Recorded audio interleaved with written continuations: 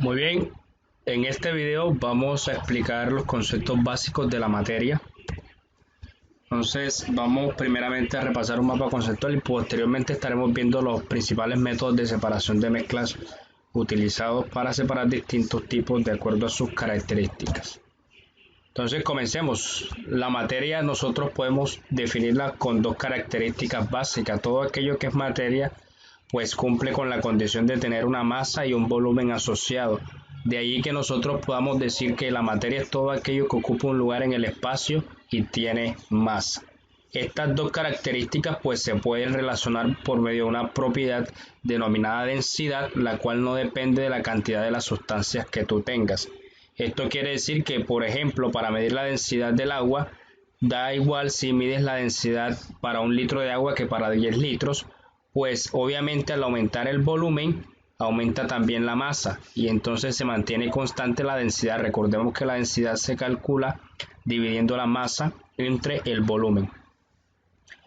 La materia la podemos encontrar en muchos estados en la naturaleza, pero con los que más nos relacionamos nosotros son el estado sólido, el líquido y el gaseoso. Existen otros estados como el estado plasma y el estado del condensado de Bose-Einstein.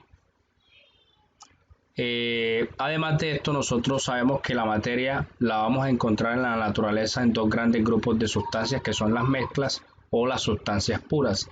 Las sustancias puras se caracterizan porque están formadas en esencia por una sola sustancia, es decir, desde el punto de vista químico solamente hay una sustancia que las está formando. Estas pueden clasificarse en sustancias simples, que son los elementos que encontramos en la tabla periódica, todos ellos formados por el mismo tipo de átomos, cada uno de ellos. Por ejemplo, el carbono, todos sus átomos específicamente corresponden al carbono, por lo tanto es una sustancia pura. Y también encontramos los compuestos.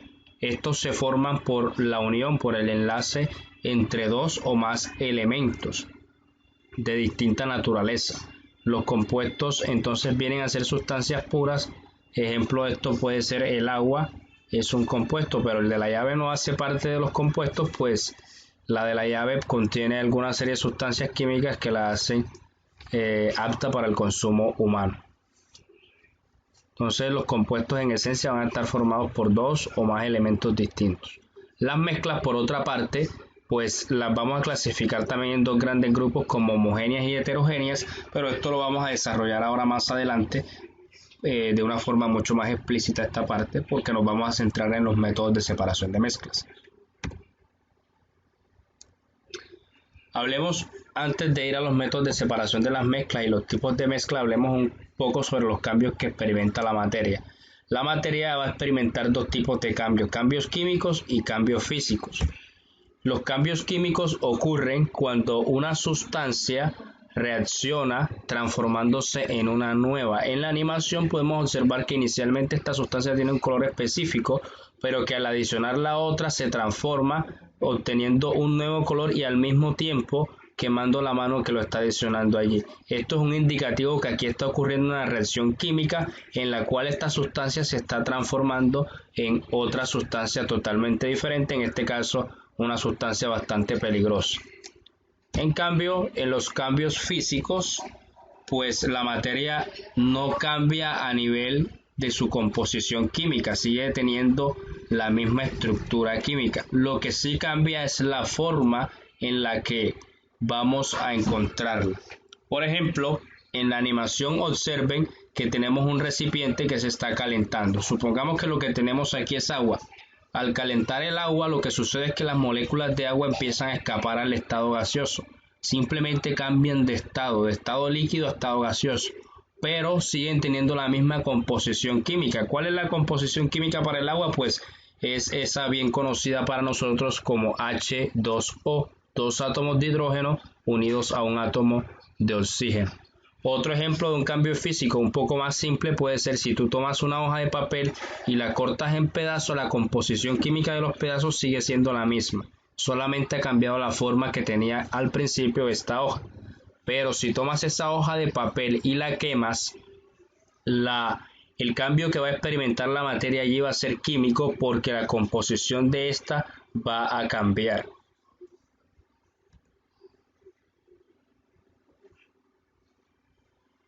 Entonces, elementos y compuestos, como mencionamos, los elementos los vamos a encontrar en la tabla periódica. Es un número limitado de acuerdo a los que se han descubierto hasta el momento.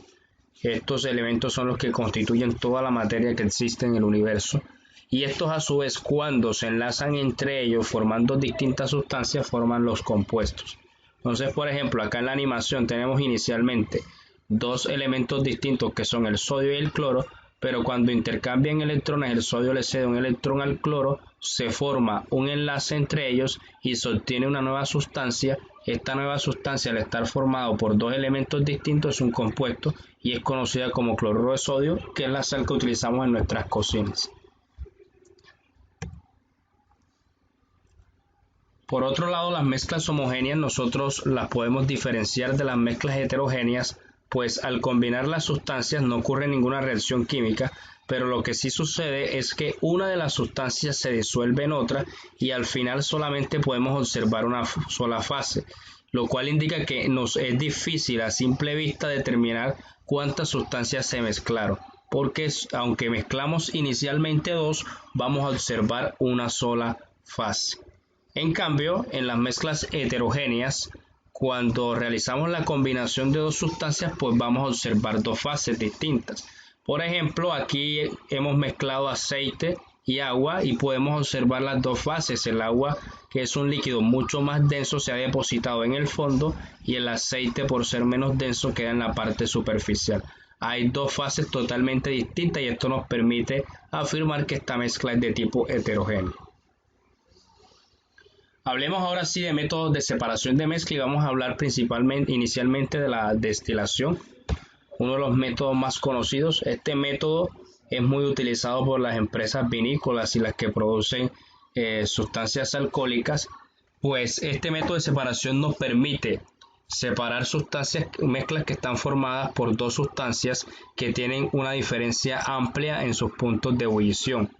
Por ejemplo, si nosotros tuviésemos aquí una mezcla formada por agua y alcohol, conocemos que el punto de ebullición del alcohol es de 78 grados centígrados, entonces 78 grados centígrados y el del agua de 100 grados centígrados, existe una diferencia de 22 grados entre ambas sustancias. Esto nos permite a esta mezcla homogénea llevarla a este montaje de destilación que se utiliza en el laboratorio. ¿Cómo funciona? Nosotros colocamos nuestra mezcla en este recipiente y aumentamos la temperatura. Con el termómetro vamos a regular que la temperatura llegue hasta el menor de los puntos de ebullición de las sustancias que aparecen que tenemos en nuestra mezcla. En el caso de nuestro ejemplo, si se trata de agua y alcohol, la temperatura menor le corresponde al alcohol porque dijimos que su punto de ebullición es de 78 grados centígrados. Significa que esta mezcla podemos llevarla entre 78 y 80 grados centígrados para de esta forma garantizar que el alcohol empiece a evaporarse y el agua, como necesita 100 grados y esa temperatura no la hemos alcanzado, va a permanecer en estado líquido. Entonces lo que ocurre es que las moléculas de alcohol se empiezan a evaporar y por el desprendimiento del balón, que es este recipiente, empiezan a escaparse y cuando llegan a este conducto, a este tubo que se conoce con el nombre de condensador, lo que ocurre es que aquí se empiezan a enfriar y ese enfriamiento produce que del estado gaseoso en el que se encuentran ahora vuelvan a pasar al estado líquido. Al final vamos a tener un recipiente donde vamos a recolectar el alcohol y nos quedará pues el agua contenida en el recipiente inicial. Este método también se puede utilizar a gran escala cuando nuestras mezclas tienen más de una sustancia. Por ejemplo, es muy utilizado en la industria para separar los diferentes componentes del petróleo. Este método de destilación se conoce como destilación fraccionada y lo que se hace es utilizar una columna que se calienta y hay distintas regiones de temperatura por medio de las cuales vamos a estar extrayendo todas las sustancias, desde las más volátiles hasta las menos volátiles, es decir, desde las que se evaporan mucho más rápido hasta las que se evaporan más lentamente. Y así por medio de diferentes conductos estaremos extrayendo distintas sustancias en esta mezcla. Bien, miremos ahora el método de decantación. Es un método que vamos a utilizar para separar sustancias que son invisibles entre sí, es decir, no se mezclan entre ellas, un ejemplo el agua y el aceite, y lo que hacemos en la decantación es hacer en el laboratorio el montaje que se muestra a continuación. El embudo, este embudo se llama embudo de decantación. Lo que vamos a hacer ahí es colocar nuestra mezcla heterogénea formada por estos dos líquidos y luego vamos a abrir muy lentamente la llave para que el líquido más denso empiece a atravesar el embudo hasta llegar a nuestro colector que tenemos en la parte de abajo. Cuando la parte más densa, la sustancia menos densa, empiece a llegar a este punto, ahí cerramos para hacerlo gota a gota y evitar contaminación al final, y vamos a cerrar cuando ya hayamos garantizado que el mayor porcentaje de líquido de sustancia más densa esté debajo. En este caso, si este fuera agua, hasta que el agua llegue a la parte de abajo y el aceite quede completamente retenido en el embudo de decantación. Bien, siguiente método de separación, la centrifugación. La centrifugación es un método que vamos a utilizar para separar líquidos de partículas que son sólidas pero que son muy finas. El tamaño de ellas es muy pequeño y es tan pequeño que si utilizáramos incluso un papel filtro pudieran quizás atravesarlo a través de los poros del papel. Entonces lo que vamos a hacer en la centrifugación es que se toman las muestras con los sólidos y líquidos y se van a colocar esos tubos de ensayo en una centrífuga. Esta centrífuga es un poco arcaica, pero las vamos a colocar allí y luego se enciende la centrífuga y empieza a girar a cierto número de revoluciones por minuto, y después de un tiempo lo que vamos a obtener separados son las partículas sólidas muy finas en el fondo de nuestros tubos de ensayo, y en la parte superior pues vamos a tener el líquido retenido, y ahí simplemente nos quedaría decantar, que lo podemos hacer incluso manualmente para terminar la separación de nuestra mezcla. La filtración es un método que podemos utilizar cuando tenemos mezclas formadas por dos sustancias que una de ellas es sólida y es completamente insoluble en la otra. Por ejemplo, agua y arena. Lo que hacemos es hacer este montaje, utilizamos un embudo y sobre él vamos a colocar papel filtro que tiene un tamaño de poro específico y debajo colocamos un colector. A continuación lo que hacemos es hacer pasar nuestra mezcla heterogénea a través del papel filtro, y lo que sucede es que en la parte de abajo vamos a obtener la mayor cantidad de líquido, todo el líquido retenido, y el sólido va a quedar retenido en el papel filtro.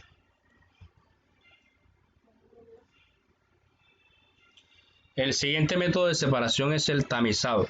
Tamizado es un método que podemos utilizar para separar sólidos que como característica fundamental tienen una diferencia en el tamaño de sus partículas, es decir, hay un sólido que tiene unas partículas de mayor tamaño que otro. Este es un método muy utilizado por las personas que trabajan en construcción. Simplemente lo que hacemos es pasar nuestra mezcla, supongamos que este fuese arena y algunas chinas, la hacemos pasar a través del tamiz, y como la arena tiene un grano mucho más fino va a atravesar el tamiz y las partículas de china que son mucho más grandes van a quedar retenidas en él. Existen tamices de distinto tamaño de poro, ¿no?, para separar de acuerdo al tamaño de las partículas de los sólidos. La cromatografía es una técnica que empleamos utilizando un poco lo que es la solubilidad de una sustancia en otra. Para esto lo que hacemos es utilizar una fase estacionaria, que es una tira de un papel específico hecho eventualmente de sílica gel, y vamos a utilizar una fase móvil. La fase móvil es una sustancia líquida polar que al adicionarse en este recipiente, pues por un fenómeno conocido como capilaridad, va a empezar a ascender hacia la parte superior, arrastrando los puntos de la muestra que nosotros hayamos colocado sobre el papel filtro. Entonces, allí lo que hacemos es lo siguiente. Vamos a observar allí que al adicionar esa fase móvil, en este caso puede ser alcohol, el alcohol va a empezar a ascender por capilaridad y empieza a arrastrar nuestra mezcla. De acuerdo a las distintas sustancias podremos ir apreciando distintos colores a través de ellos, dependiendo de las sustancias que compongan nuestra mezcla. El método de separación por evaporación es muy utilizado en las regiones donde se extrae sal marina. Lo que se hace es colocar depósitos de agua de mar en zonas donde las temperaturas son muy altas. Por la acción del sol, el agua de mar, el agua se evapora y los cristales de sal van quedando sobre la arena. Y así se van a ir agrupando en pequeños montículos. ¿Cómo funciona la evaporación en el laboratorio? Pues lo utilizamos cuando tenemos una mezcla homogénea formada por un líquido y un sólido que es soluble en él. Básicamente lo que hacemos es calentar hasta que el líquido se evapore completamente y en el fondo del vaso nos va a quedar retenido el sólido que se encontraba disuelto en el líquido. Y nuestro último método de separación que vamos a ver en el día de hoy es la imantación.